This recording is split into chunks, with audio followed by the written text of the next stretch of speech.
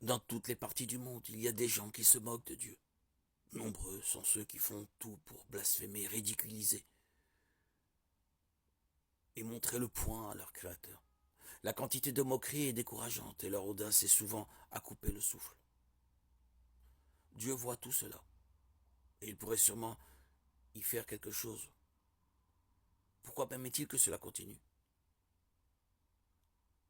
Dieu a créé l'humanité avec le libre arbitre. On peut lire dans Apocalypse 4:11, Tu es digne, notre Seigneur et notre Dieu, de recevoir la gloire, l'honneur et la puissance, car tu as créé toutes choses. Et c'est par ta volonté qu'elles existent et qu'elles ont été créées. Le Tout-Puissant nous a créés pour sa gloire et son plaisir. Et quel plus grand plaisir pourrait-il y avoir que d'être aimé par quelqu'un de plein gré et avec joie, sans être forcé d'aimer? Dieu n'a pas créé des drones sans cervelle qui ne feraient qu'exécuter ses ordres. Il voulait des enfants de la même manière que les parents humains veulent des enfants, non pas comme des serviteurs, mais comme des individus pensants, avec leur propre bizarrerie et personnalité.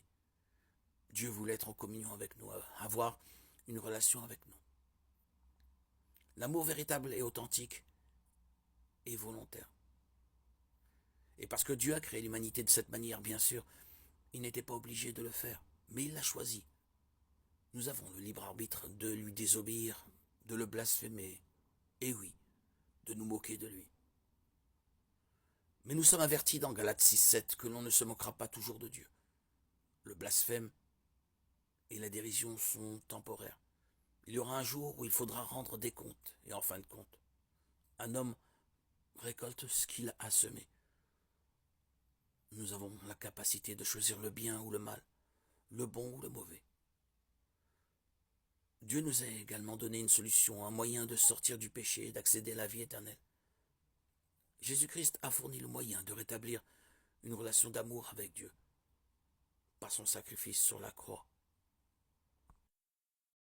Dès le début de l'Église, les chrétiens ont compris le mystère de la Trinité, avant même qu'ils ne commencent à utiliser le terme Trinité. Par exemple, les premiers chrétiens savaient que le Fils était le Créateur, Jean 1:1-2. Le Je suis de l'Ancien Testament, Exode 3:14, Jean 8:58, égal au Père, Jean 14:9. Et le juge de toute la terre, Genèse 18:25, Jean 5:22, qui doit être adoré comme seul Dieu, est autorisé à l'être, Deutéronome 6:13, Luc 4:8, Matthieu 14:33.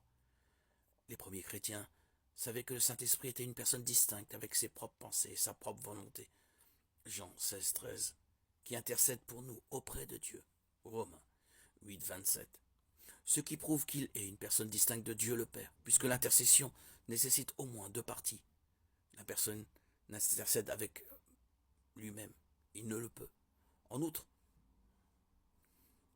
un humain peut être pardonné pour avoir blasphémé Dieu le Fils, mais pas pour avoir blasphémé Dieu le Saint-Esprit.